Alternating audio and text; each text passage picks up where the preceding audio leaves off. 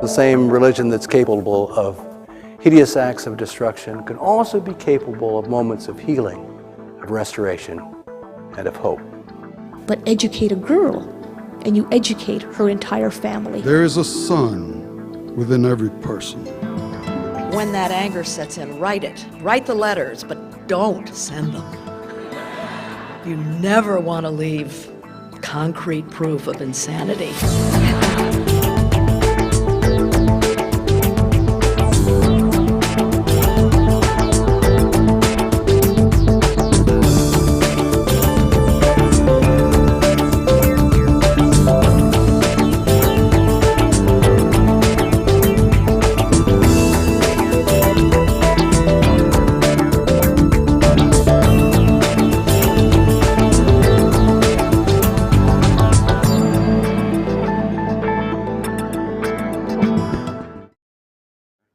There are many people who talk about the cultural wars in the United States and who do various analyses of opinion polls and ethnographic research.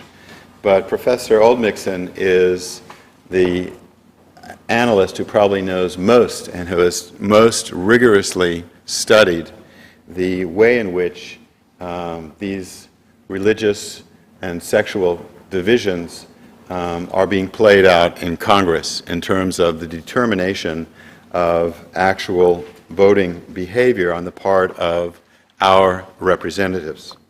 She is the author in 2005 of a book called Uncompromising Positions, God, Sex, and the U.S. House of Representatives, which was published by Georgetown University Press and is really a quite rigorous and exacting analysis of actually how this comes down, how this is mediated in how representatives actually vote.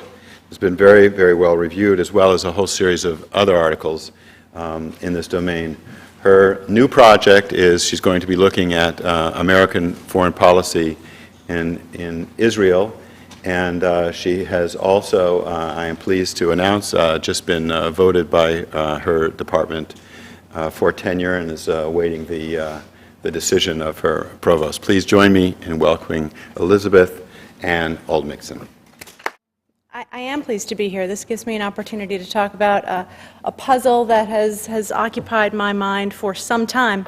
I'll say going forward that I wrote my remarks out just as my remarks, so I didn't write a conference paper per se. But if you want to read this argument more formally, I can talk to you afterwards and give you citations to where you can sort of get this argument in print.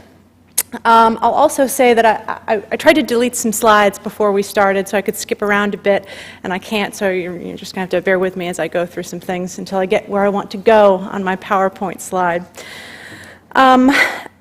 My puzzle, the puzzle that's occupied my time since sometime in the mid-90s is this, and that is, how does Congress, this national deliberative institution, how does it address moral and cultural issues? And it faces certain challenges as it tries to do that, and I'll discuss them later. I will say most of the political science research that addresses policymaking on the kinds of issues we're talking about here today happens at the state level because states are traditionally the arbiter of public morals in our country based on the 10th Amendment.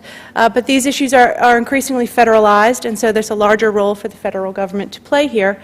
The work that's done at the state level tends to treat policymaking, tends to treat the legislative process as in sort of a black box, all right? And we just sort of look at the factors within a state that might enhance or diminish the probability of cultural regulation. So I have been trying to understand legislator decision-making and get at this more closely. But it's very hard to study the effect of religion on legislator policymaking because, well, religion is a sort of a difficult concept to unpack and quantify. And it's also the case that when you ask legislators about the importance of religion in their lives, they sort of have an incentive to lie to you, right? Even if it's off the record, or sort of even if it's not for attribution. So there are some difficulties to this, but I've tried to get at this using both qualitative and quantitative techniques, and I hope that they complement each other. And since we're talking about the effect of religion, I will start with the Gospel of Matthew. Okay? I will start with the Sermon on the Mount. You are the light of the world. A city set on a mountain cannot be hidden.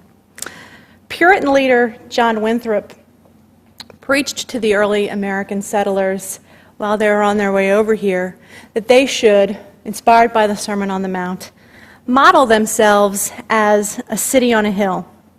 And I think Winthrop's sermon demonstrates that well before the founding, the rhetoric of this new American community was infused with religious themes, and even a sense of providence, if you will.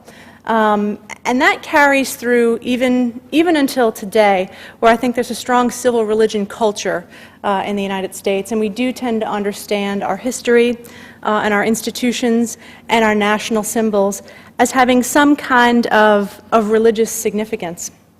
This idea that we are a city on a hill became a really popular metaphor for understanding this country. President Reagan used this idea all of the time. And in his farewell address, he noted that Winthrop coined this phrase to describe the America that he imagined. And in that America, there are a number of things that Winthrop would have expected. One is that religious values would be considered an unfailingly positive force. And the second expectation was that the United States would be, in a way, a new Israel, okay? We would have a covenant relationship with God that placed on us shared responsibilities and shared admonitions, okay? So we were, in a sense, a holy place. Now, of course, social theorists in the last 100 years or so, in spite of Winthrop's sentiment, expected the influence of religion in the face of modernism and industrialization to sort of wither away. And I think a casual look at our politics, at our presidential elections, would indicate that religion is still very, very robust. And the thing about religion is, in a political sense, it creates conflict, okay? It gives people a grievance, or at least there's the strong potential for that to happen. Because what does religion give you? It, aside from the spiritual benefits, it gives you a set of values, okay? Truth, on which to model your lives.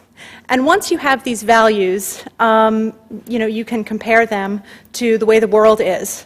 And to the extent that your values do not comport with the way the world is, to the extent that there's some incongruence, you are motivated to try to realize congruence, to try to realize your values in a public sense. And when you do that, you're brought into the public realm in direct competition with people who don't share your values.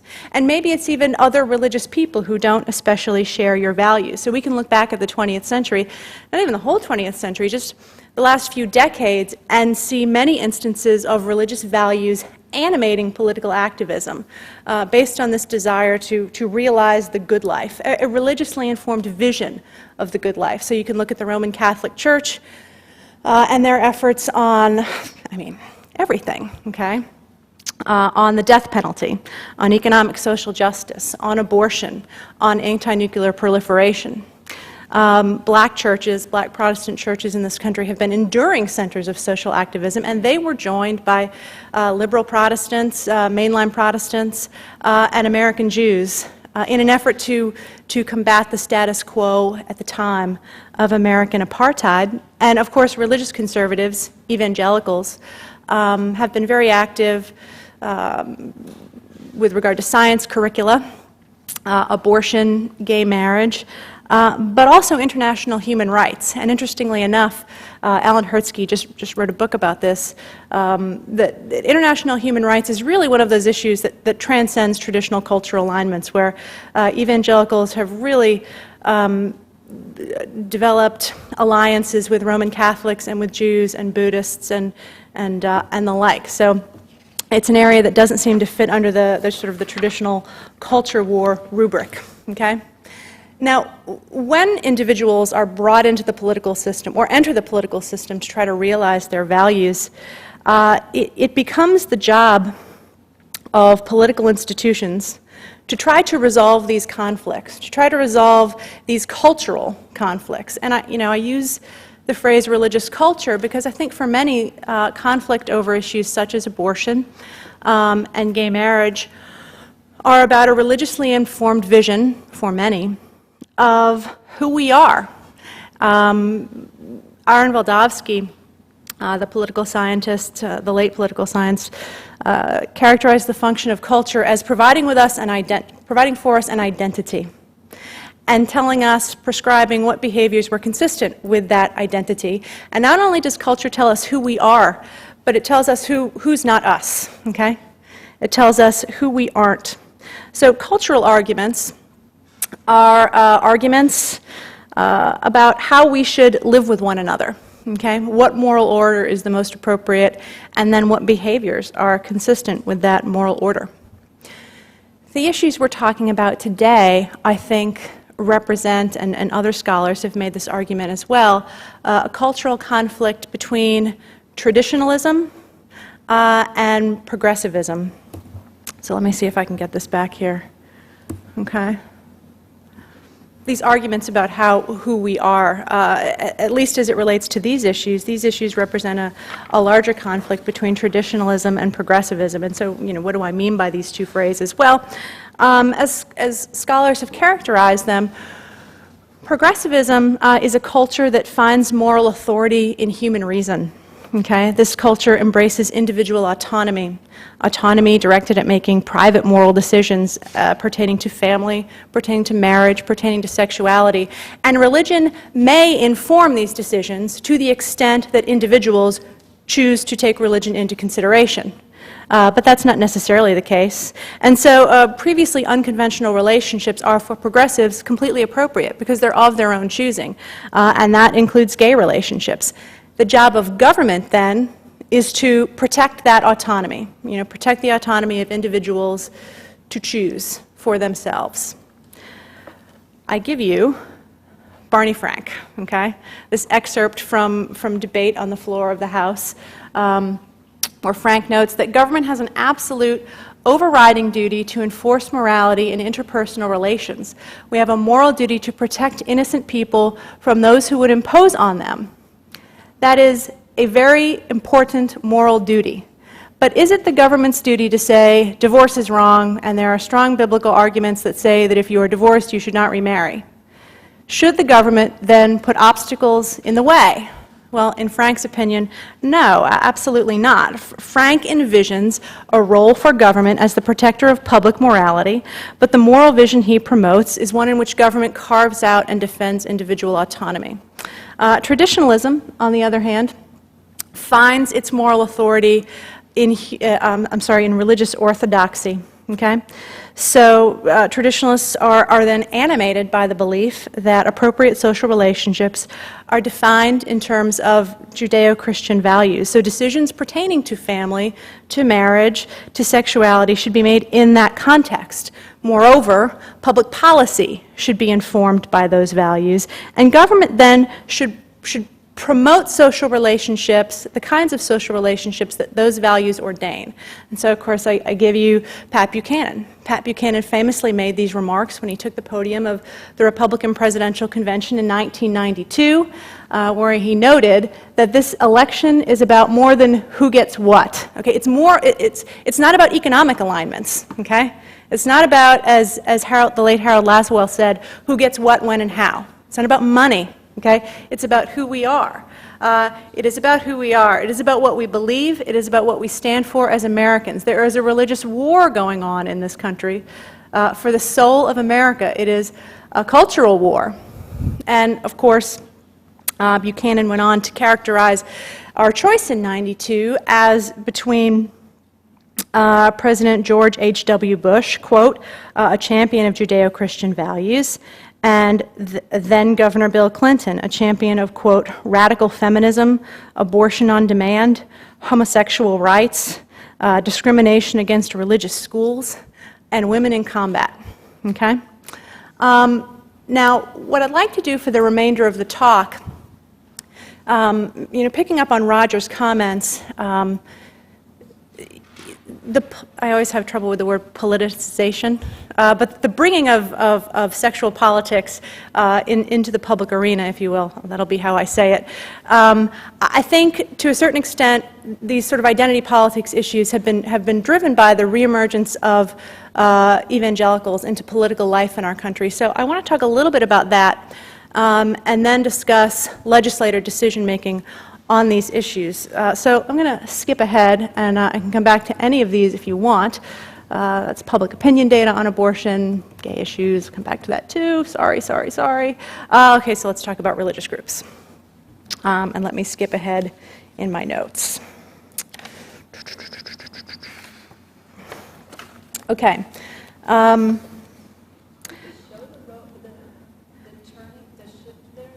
Sure, where do you want me to go back to?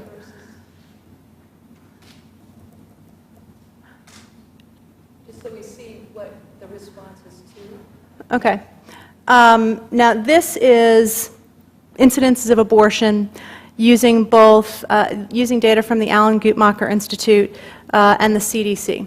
Okay, and so the incidence of abortion climbed quite dramatically after Roe, was level for some years, and since the 90s has started to go down. Okay. And AGI reports more abortions than CDC, although the general pattern is still the same. That's the incidence of abortion in the U.S. as compared to California. And the drop in California is more precipitous than in the United States, going back only to 1991, though.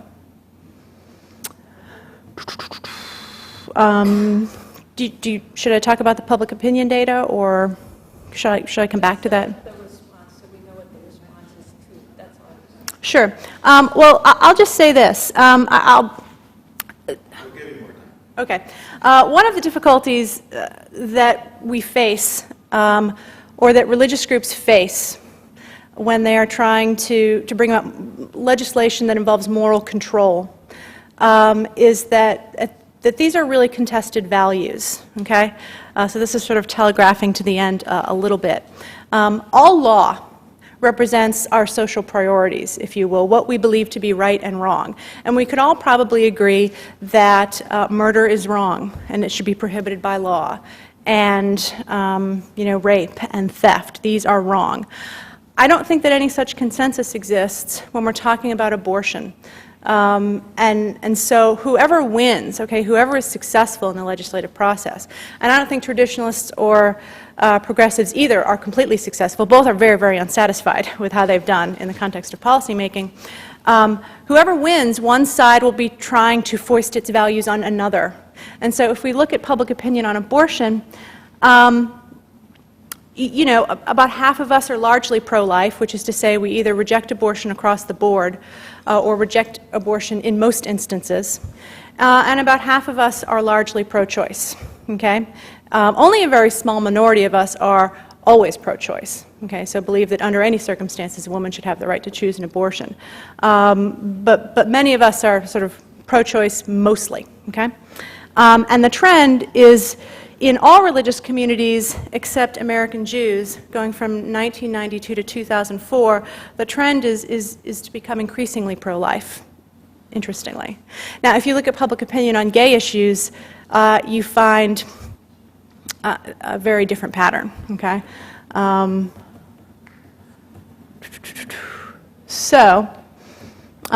This is response to percent agreeing that homosexuals should have the same rights as other Americans.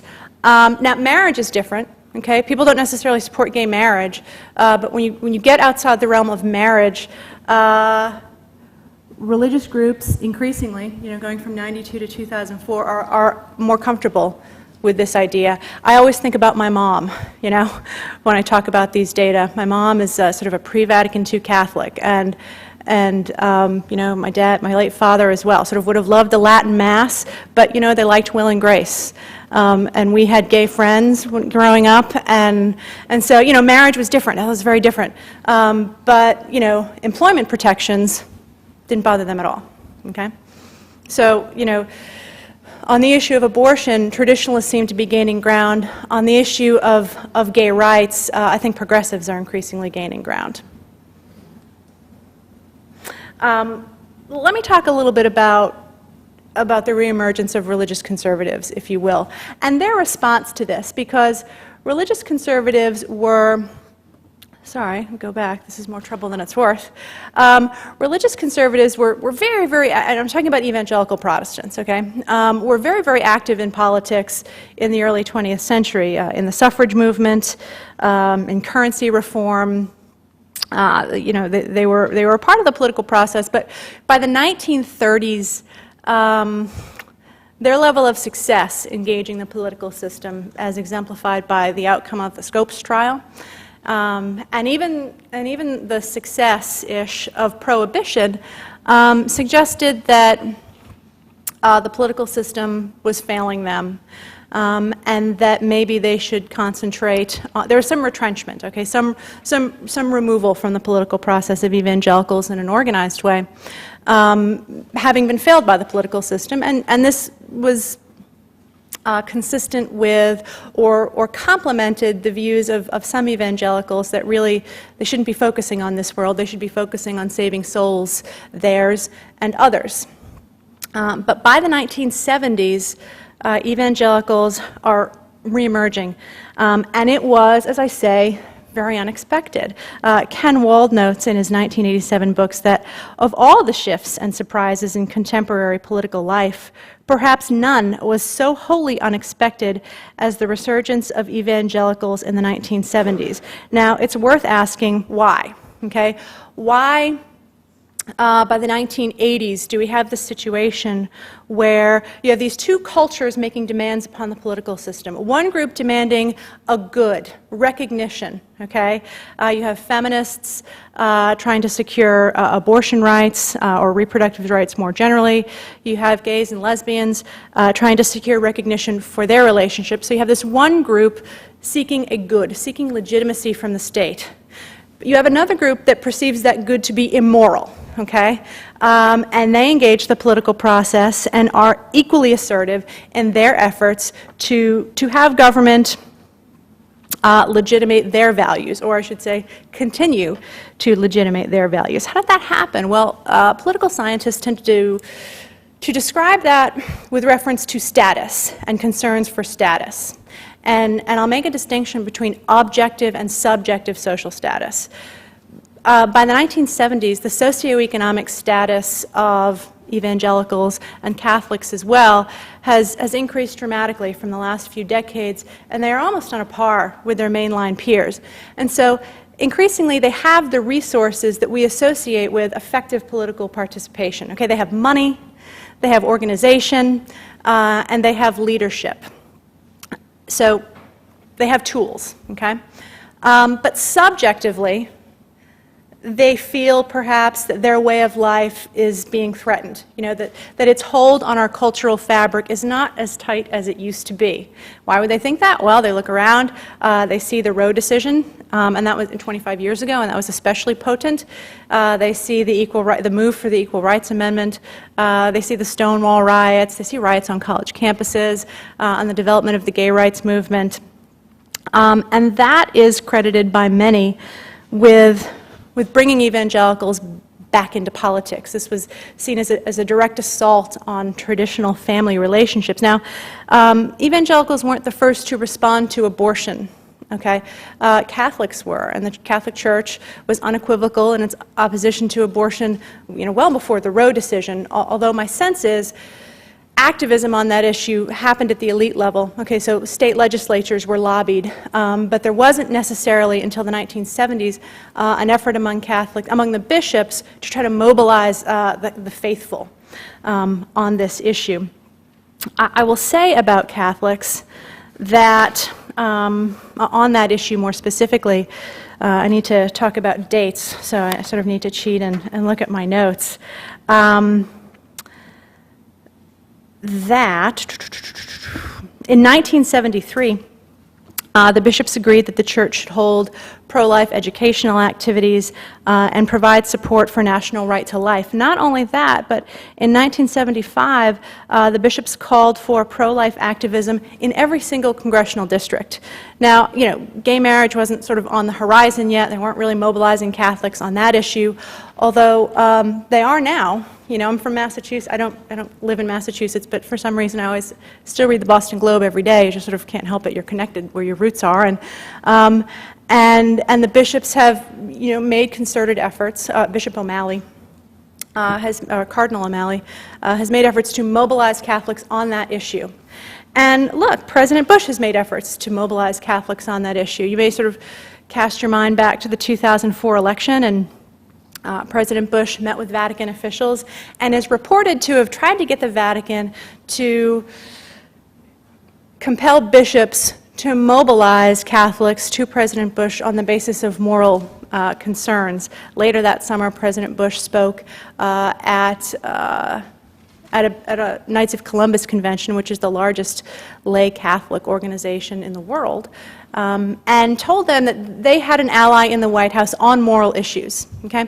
So the effort to mobilize Catholics by President Bush wasn't based on the minimum wage or migration concerns.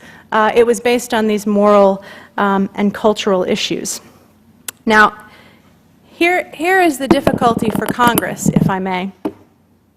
You have these two groups with, not completely incommensurable, but incompatible visions, incompatible worldviews, and both want Congress to legitimate their worldview, to put into place public policy that is favorable to them.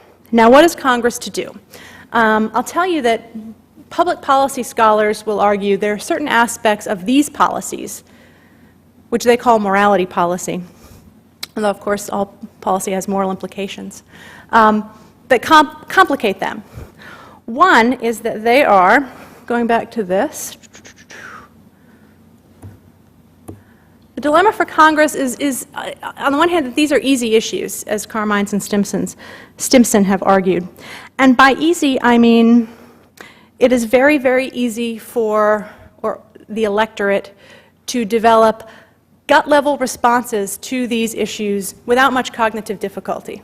Constituents may or may not know what CAFE standards are, but they do know what abortion is. And it may be an issue that involves moral complexity, but it's not very difficult for people to develop their own opinions, which means it's not that difficult for them to communicate those opinions to their elected officials. So they are easy, and they are perceived to be very polarized, as I said. Okay, so this is, and it's not as if policymakers are disagreeing about instrumentalities. You know, it's not as if they all agree on the same policy goal and it's just a matter of how to get there. You know, and some have argued that race issues in this country have become sort of an instrumental debate. I mean, everybody agrees in racial equality. I may support affirmative action and you may not, but we're all sort of going in the same place, okay? But this probably isn't even an instrumental conflict. I suppose you could frame it in that way. But this is a disagreement about ends. It's about who we are. And so to the extent that the public is divided, develops opinions and becomes divided, legislators are going to become divided as well. And it may cause for a real absolutist, non-negotiable framing. The problem for Congress is, and I don't think that's inevitable, but it can lead to that, in sort of the sense that if you disagree with me, you hate women. Well, no, if you disagree with me, you hate God. Okay, it's sort of hard to get in the middle on that after you've sort of called each other very, very bad names.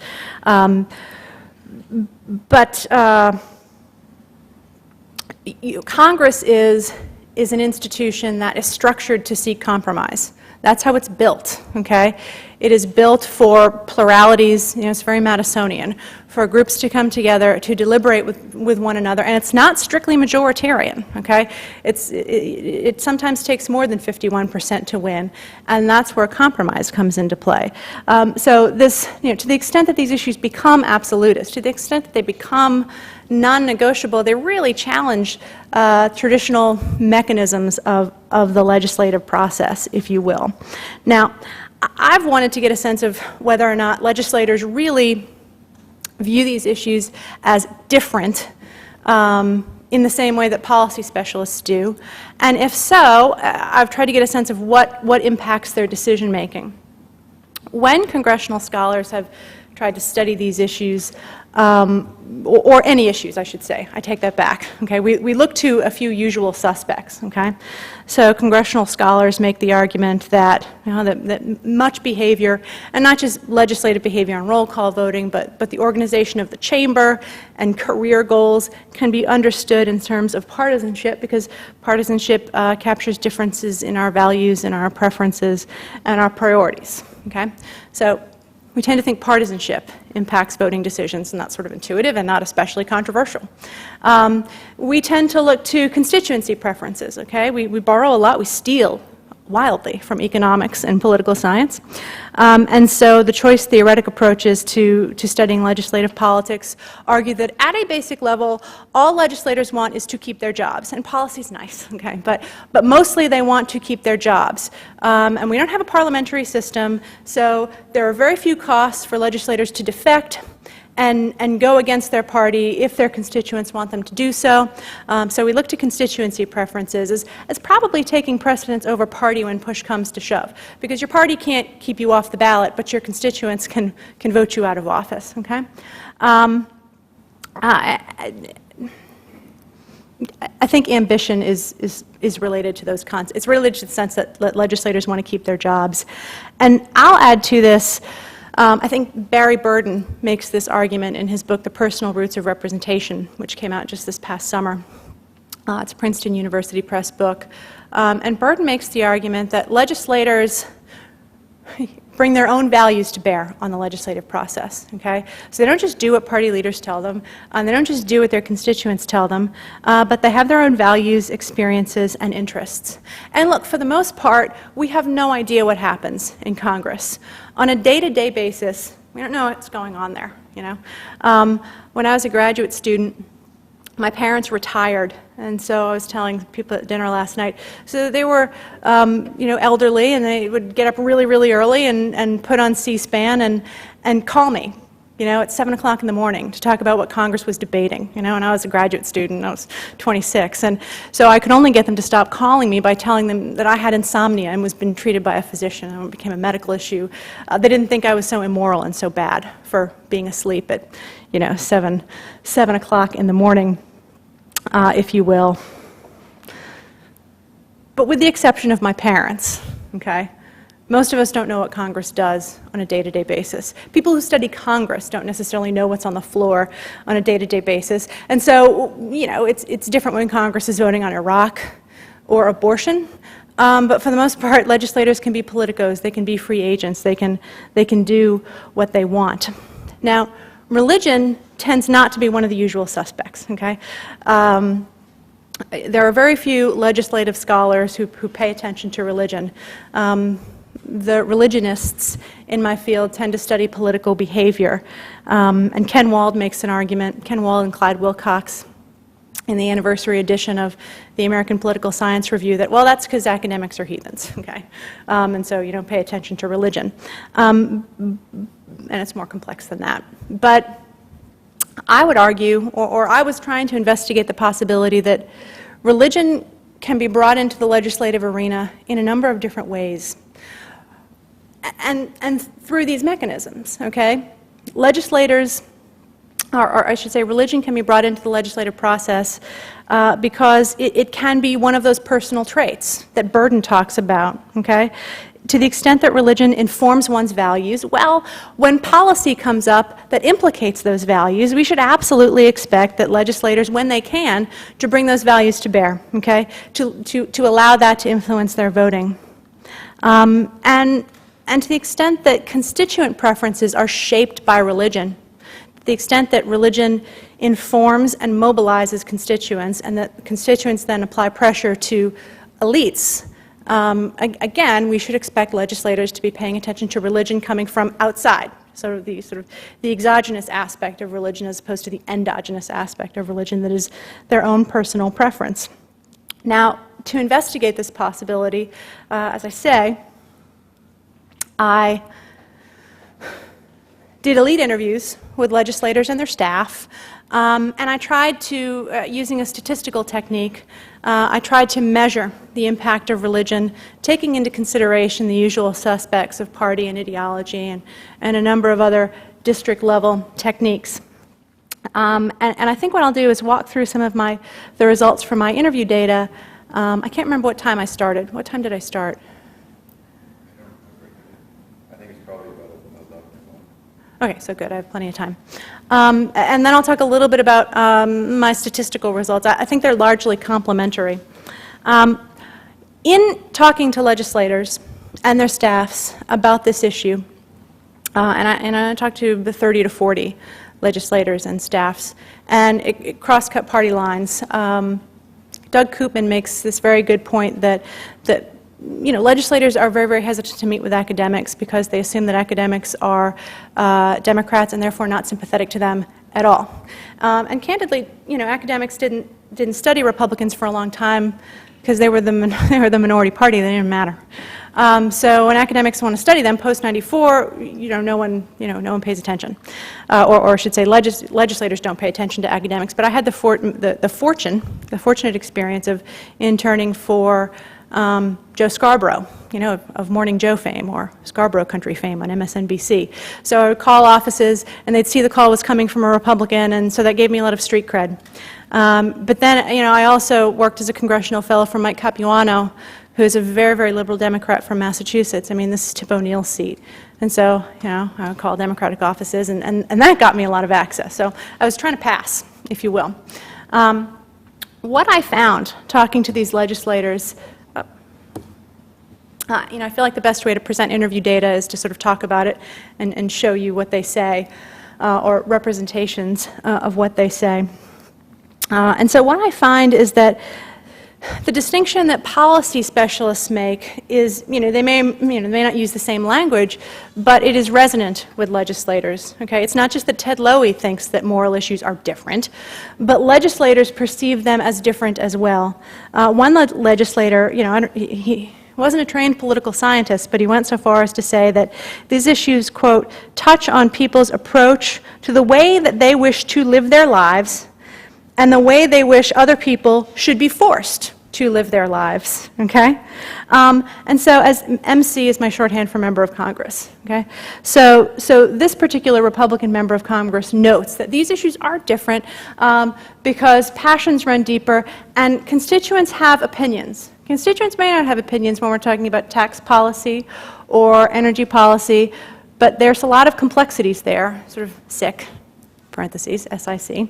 But when you're looking at the abortion question, if you're looking at something as heartfelt as gay issues, they understand them, they believe deeply, and they absolutely express that.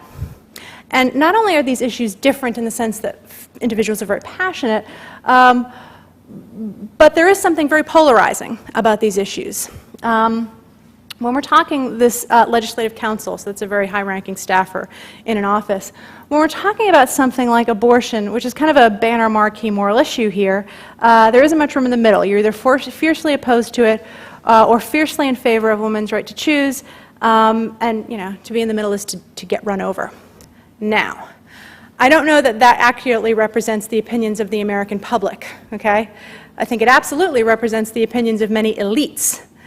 But I think the public, the public is much more nuanced. I showed you the public opinion data with 50% pro-life and 50% pro-choice, but it's actually much more complicated than that. It's, there's some circumstances where abortion's okay, and then there are other circumstances where abortion's okay. So for voters, this is very nuanced. For policymakers, not so much. Okay, it's very partisan and very polarizing. So these issues aren't different for legislators, and the polarization that this staffer mentions, I think, is overlaid by partisan polarization. You know, people don't pick their political parties at random. These are self-selecting. And as some of Jeff Lehman's work at the University of Maryland has pointed out, he's studied political elites, more specifically convention delegates. And what he has found is that increasingly Republican convention delegates come from real traditionalist denominations, where Democratic convention delegates come from, you know, they're either secular or they come from more progressive denominations. And for the largest denominations, he makes a distinction between, say, for example, high salience Catholics and low salience Catholics. Okay, so nominal Catholics who, you know, sort of may say they're Catholic and were raised Catholic, but they don't go to church. And those Catholics for whom religion is a very, very important part of their lives. And what he finds is that Catholics are split. And, you know, the Catholics that are joining the Republican Party as convention delegates are traditionalist Catholics. And the Catholics that are joining the Democratic Party as elites are fairly secular Catholics or nominal Catholics, if you will. Religion is just not an especially salient part of their life. So, you know, the political parties are sorting themselves out on the basis of these cultural issues in electoral politics, and I think that sort of bleeds into congressional politics, if you will. Okay. Now, Congress fundamentally has to make laws, right? And so they have to find a way to compromise on these issues that are seemingly uncompromisable. It's the job of leaders to build a legislative agenda on which their partisans can run for re-election 2 years from now. Okay? So leaders have got to find a way to manage the sort of the cultural and partisan differences between traditionalists and progressive. They have to find a way to make policy, if you will. And so the way they have sort of compromised, the way they have made policy has been to focus on incrementalism, if you will. And to focus on the appropriations process more specifically. Now, I'll say, to the extent that compromise is taking place in Congress, one doesn't compromise on these issues by convincing someone, well, that I'm right and you're wrong, so you should sort of go along with what I want. To the extent that compromise is taking place, legislators are lobbying each other on the basis of their core values. Okay, so if I'm a legislator and I want to negotiate with Roger and we're sort of on different sides of this issue, I would negotiate with Roger on the basis of Roger's core values. Wouldn't try to convince Roger that he's wrong. And this happens in a number of different areas. So this legislator, and I'll actually say who she is because she's deceased now, the late Tilly Fowler noted that you could work with people, okay, really pro-life legislators on issues of, say, family planning by making the argument that spending money on contraception, both internationally and domestically, is in fact a way to limit the number of abortions. By the same token, you might be able to argue with a pro-choice legislator that it's perfectly fine for them to be pro-choice. And, you know, I pretending I'm a legislator, you know, wouldn't disagree with you, and you can have whatever opinion you want about that. But again, when we're talking about money, let's make a distinction between your personal views. Okay, so maybe as a personal decision as to whether to have a child or not, you know, that can be up to whomever. But certainly, this isn't a procedure that the people in my district, or that the American people more generally, should have to pay for, okay, should have to use their tax dollars to support. Now, the truth is, Congress has been trying to deal with abortion legislatively, okay, say by statute and by constitutional amendment since 1970, okay, and the incidence of abortion-related bills, you know, sort of skyrocketed after the Roe decision. And so, you know, Ray Tatalovich calculated that over 90% of the bills that get introduced on this issue are pro-life bills, okay? And most of them would make an effort to codify Roe or to amend the Constitution to prohibit the practice of abortion, okay? But these constitutional amendments don't go anywhere, and these statutes, you know, don't go anywhere for the most part. There's some exceptions, the Partial Birth Abortion Ban Act, for example. But the truth is, Congress deals with abortion every single year as part of the appropriations process, okay, in a way that's downright mundane. So in Congress, you have these authorizing committees that, you know, create a federal program, okay? Maybe that's for international family planning, whatever the case may be. And these authorizers write the program, they suggest funding levels, and that gets enacted into law. But separately, the Appropriations Committee has control over the federal purse, okay? So the Appropriations Committee takes that funding request, and it can't substantively change the bill. That's already been enacted into law, but it can decide how much money gets spent, okay? So it essentially writes the checkbook for the federal government. Dealing with these kinds of issues, and even to a certain extent, gay issues get dealt with in the context of appropriations because Congress has to write appropriations bills for the District of Columbia, and therefore will have to decide whether or not it will pay for domestic partnerships and the like. When you deal with these issues as appropriators, the substantive policy decisions have already been made. I mean, you're not really voting on, you know, whether to sanction gay relationships or abortion. You're just sort of fighting about money, okay? And if you're fighting about, like, if you want to spend $5 billion and I want to spend $3 billion or no billion, well, sort of maybe we can find some room in between, okay? So with dollars, there's room for compromise in a way that there isn't, you know, when we're talking about authorization bills, if you will. So legislators do, in fact, compromise, and they compromise every year about abortion. Now, to say that legislators are, you know, getting pressure from constituents, and, you know, constituents, you know, have opinions on these issues, and they try to lobby their member of Congress, and they're morally complex, that doesn't mean that legislators actually have a very difficult time making up their minds. These are very, very easy decisions for legislators. They're not, oh, I don't know what to do, I'm very, very conflicted. Legislators have established track records on these issues. Am I running out of time? Yes, you're getting there. Okay. Legislators have established track records on these issues, and that makes sense, right? I mean, if these issues are salient to constituents, then pro-life districts don't elect pro-choice members of Congress. And so it's not as if, you know, maybe when something like stem cell research comes up, they don't know what to do, or maybe they equivocate a bit. But these are easy decisions that they've been making for a real long time. And I'll say, skipping ahead, that it's not just that they talk about principle, but they reference religion very, very specifically as something that influences their politics, that influences their decision-making. And we'll go so far as to say the late John Anderson, I don't know if John Anderson's deceased, so I'll just say John Anderson, made the argument that he would, for religious reasons, vote against his district on civil rights and even on gay rights on occasion. So sometimes their profiles encourage, but to the extent that legislators in their districts agree, you know, they're not exactly profiles encourage. I'll just finish up by saying, sorry, I sort of had poor clock management, if you will. So I'll just finish up by saying that these politics are marked by incrementalism, and no side really wins everything, and no side really loses everything, and that is because the opportunity structure is not in anyone's favor. Okay? It's hard to pass constitutional amendments, and so if that's your goal, well, we've only passed 27 in our history, and 17 in the last, you know, or the first 10 were passed within 2 years of the Constitution being ratified, so really just 17 in the last 200 or so years.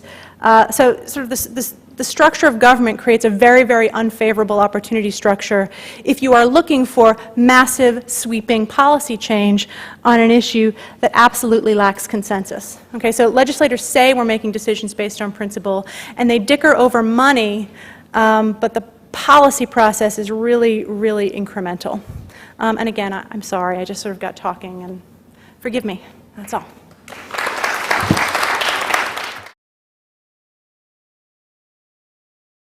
I was very struck by the data you presented about the changing views around gay rights among different denominations.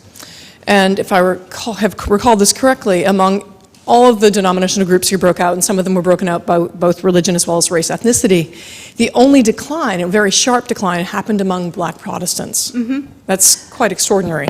Yeah. And I have myself some ideas about why that might be so, but I want, partly to do with, I think, some of the failures of some of the gay rights rhetoric, which has used predominantly a like race analogy, which... Oh, sure.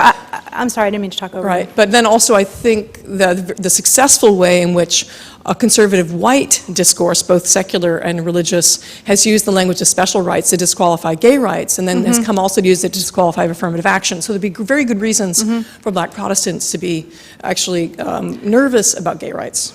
African American Black Protestants are, the reason we separate them from white Protestants is because, interestingly, Black Protestants combine sort of old-time evangelical religion with old-time liberal New Deal politics, okay, unlike their white counterparts.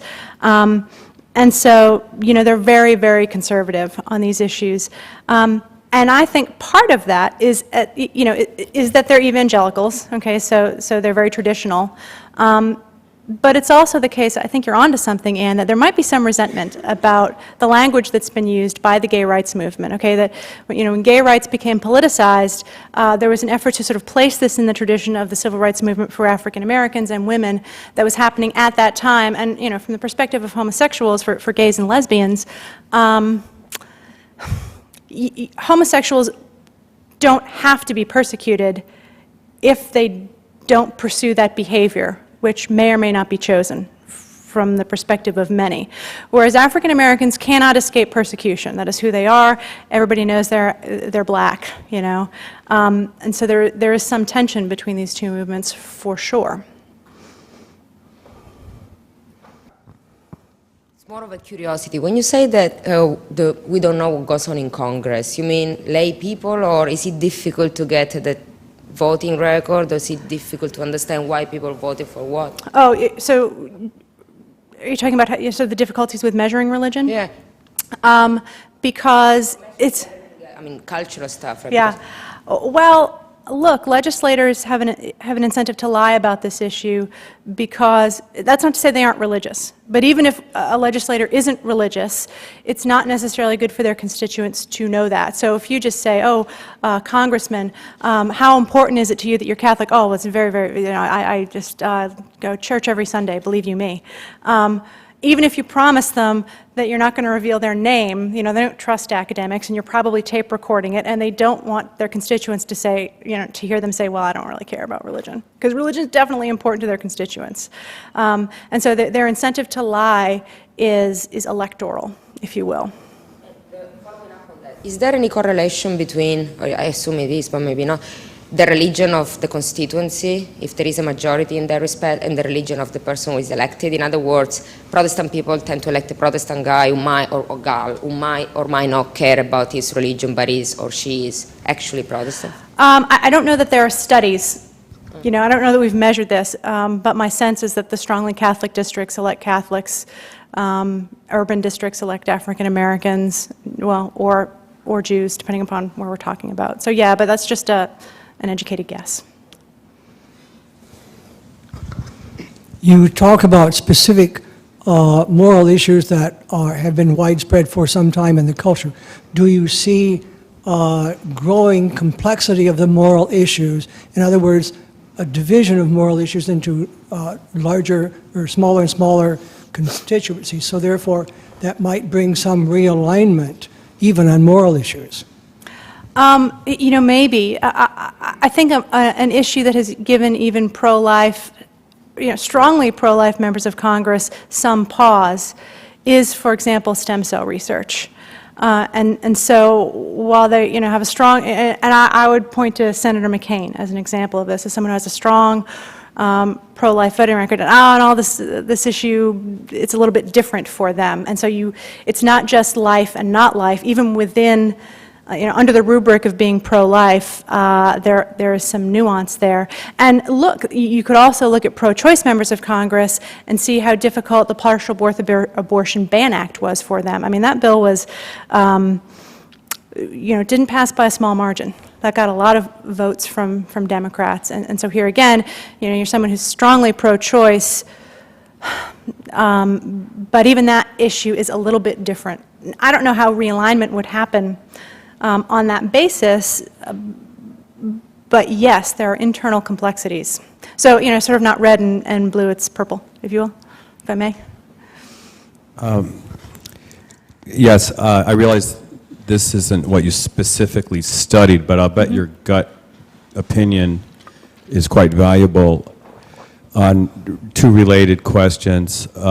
Briefly stated is, going back before your time of analysis was the onset of the AIDS crisis. Personally, I was quite frightened that some kind of generalized scapegoating of minorities would take place. And I was very grateful that didn't really happen.